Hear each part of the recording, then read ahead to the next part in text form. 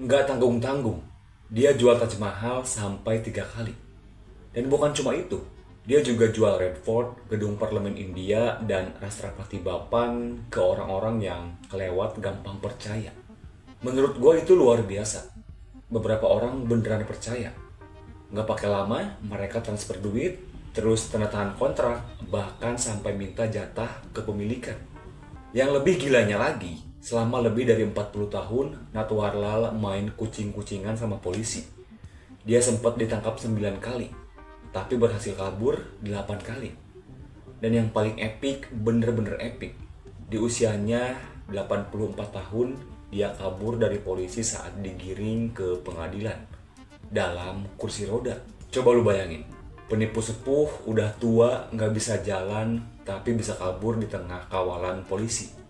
Ini sih udah kayak film-film Bollywood. Halo guys, welcome back to my channel. Halo anak kos. Bayangin, lu lagi jalan-jalan ke India, terus ada orang yang tiba-tiba nawarin lu buat beli Taj Mahal. Iya, bener, Taj Mahal yang masuk 7 keajaiban dunia itu. Nah, yang lebih gila, ada orang yang beneran percaya dan beli. Dan yang jual, bukan sembarang orang, tapi seorang penipu jenius bernama Natwarlal. Ini orang bukan cuma jual Taj Mahal, tapi juga pernah jual Red Fort, Rashtrapati Bhavan, sampai gedung parlemen India. Gila nggak?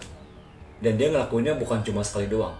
Taj Mahal, dia pernah menjualnya sebanyak 3 kali.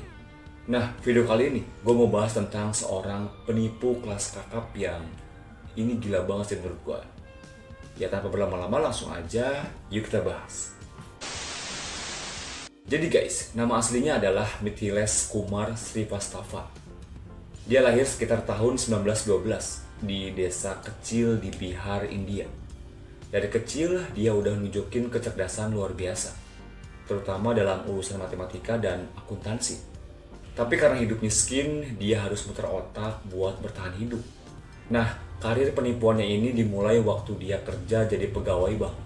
Di situ dia belajar banyak tentang sistem keuangan dan cara kerja cek. Dan lo tau apa yang dia lakuin? Dia mulai bikin cek palsu yang super meyakinkan. Sampai para bos bank pun nggak nyadar. Titik baliknya datang waktu dia berhasil nipu seorang pengusaha kaya dengan cek palsu senilai lebih dari 100.000 rupiah. Jumlah gede banget waktu itu. Dari situ dia merasa, oke, ini gue banget. Dan karirnya sebagai con artist dimulai. Natwarlal ini bukan penipu biasa. Dia pinter, charming, dan jago banget menyamar. Kadang dia nyamar jadi pejabat pemerintah, kadang jadi agen properti, kadang juga jadi pengusaha. Nah, inilah yang bikin dia masuk sejarah. Dengan menyamar sebagai pejabat pemerintah, lengkap dengan dokumen palsu dan segel resmi, dia mendatangi turis-turis kaya dan bilang, pemerintah India lagi butuh dana, jadi kita mau jual Taj Mahal. Tapi cuma ditawarkan buat investor asing tertentu. Ini kesempatan langka. Kira-kira seperti itu cara dia berkomunikasi dengan para turis. Yang luar biasanya, beberapa orang beneran percaya. Mereka nggak pakai lama langsung transfer duit, tanda tangan kontrak, bahkan sampai minta jatah kepemilikan. Nggak nanggung-nanggung, dia jual Taj Mahal sampai 3 kali. Dan bukan cuma itu, dia juga jual Red Fort, gedung parlemen India, dan Rashtrapati Bhavan ke orang-orang yang kelewat gampang percaya.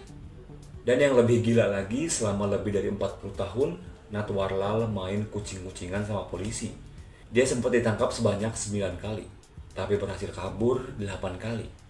Dan yang paling epic, di usia 84 tahun, dia kabur dari polisi saat digiring ke pengadilan saat menggunakan kursi roda. Coba lu bayangin, penipu sepuh, udah tua, nggak bisa jalan, tapi bisa kabur di tengah kawalan polisi. Ini sih udah kayak film-film Bollywood. Setelah pelarian terakhirnya tahun 1996, Natwarlal hilang tanpa jejak. Sampai sekarang nggak ada yang tahu pasti dia masih hidup atau udah meninggal.